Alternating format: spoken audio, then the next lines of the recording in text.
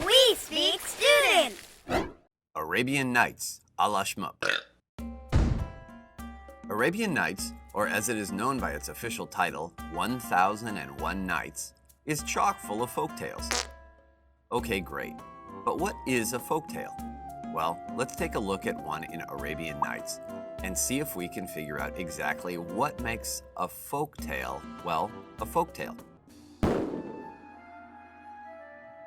The Fisherman and the Genie. Right off the bat, the title clues us into one common aspect of a folktale: stock characters. These fictional characters exhibit common characteristics or mannerisms. They are drawn from cultural stereotypes, and they keep popping up in multiple stories. So it's almost as if they are in stock. In stock, we've got them all. Ha ha ha ha ha! Buy 10, get one free. In this particular story, we've got a poor fisherman who is struggling to feed his family.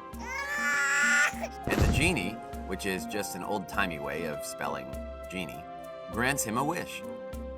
In other words, they're stock, predictable, expected. They don't offer any unexpected surprises.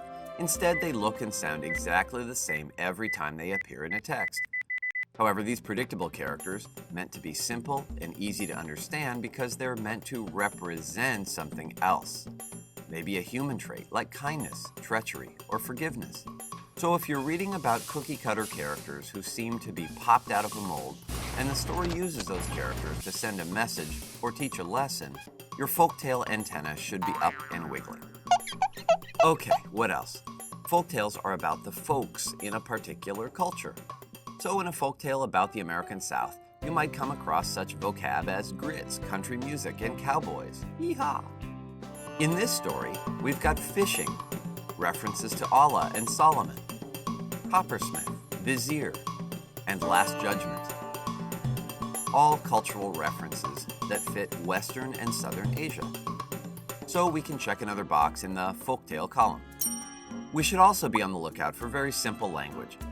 Folktales don't generally get too flowery or abstract. Instead, the language is concrete, basic, and straightforward. You'd see something like this.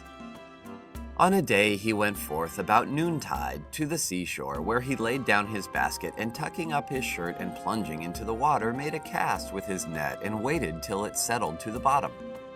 Make it easy to understand and follow, as long as it isn't written in Arabic. Folktales also don't tend to stick to reality. The world of the unlikely or implausible is totally fair game. Humans being visited by otherworldly or divine beings? Sure, why not? Somebody just catch a shooting star in their hand? We don't see why that couldn't happen. Need a genie to come out of a bottle? Might be looking at a folktale, ladies and gents. Even the smallest details will often be exaggerated or unrealistic in a folktale. Like the smoke in this story that almost touches heaven. Really? Might explain why all those angels are running for the emergency exits. Finally, folktales will usually deal with universal themes, like the power of love, the battle between good and evil, or the deliciousness of pizza. You know, stuff you just can't argue. So here's a quick recap for all you soon-to-be folkophiles.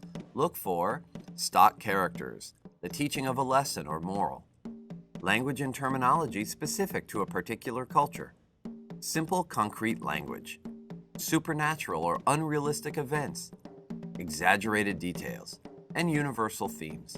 If you're reading something that checks most of those boxes, chances are good you're reading a folktale. Take us out, Magic Carpet. Ha ha ha ha ha!